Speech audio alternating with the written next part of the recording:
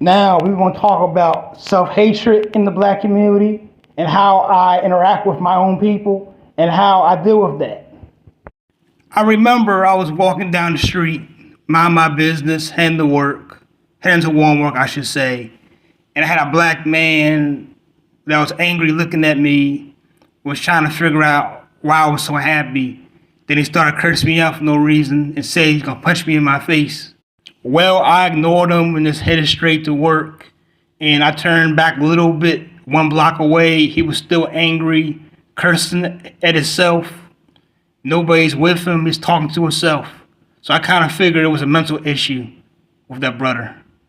The most important thing to do is ignore him and just walk away. Don't engage.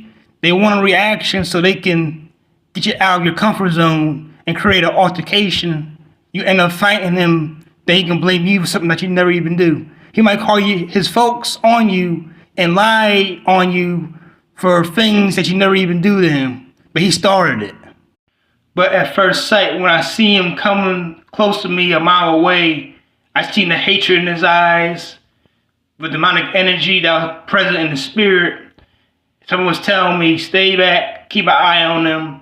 Be happy and considerate and respectful like I normally am to everybody that I come across to. I still look forward with a smile on my face, going straight to work.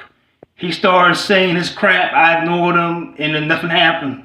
No fight broke out or anything. I just walked away and kept my distance.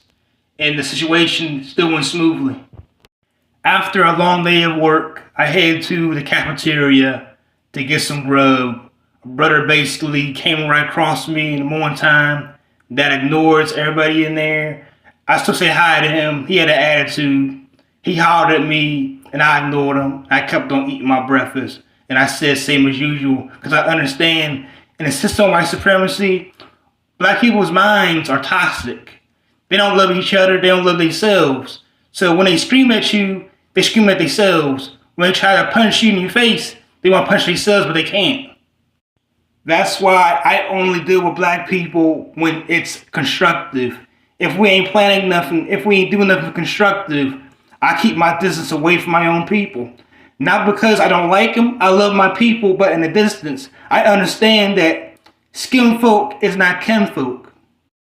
I remember in that same exact morning when I was driving my buddy to work with myself, we had a brother that had road rage in his eyes. He tried to slam his car to my car with his F-150. The incident only lasted about 50 seconds. He cooled down and he fled at high speed. After that, we kept on going. We arrived at work on time. And we talked about that during the day. We went back, relaxed, got a deep breath, and we trying to figure out what was going on. I was about to turn 21 and 22 that year, I remember. And my friend told me basically he almost died. He almost couldn't make it past 21 he was trying to do. But I say, praise God, that never happened. After that incident, I said to myself very clearly, I love my people, but I got to keep a far distance away from them for my safety. Because I know the system of white supremacy has damaged us completely. Every time that you hop on the bus with your people, black people, I feel the hatred and the hostility in the air. It lingers deeply in the atmosphere.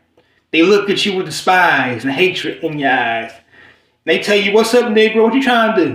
They're trying to argue with you. trying to find ways to get you off your square, but I ignore them, get on the bus if I need to, shut my mouth, and keep the day going.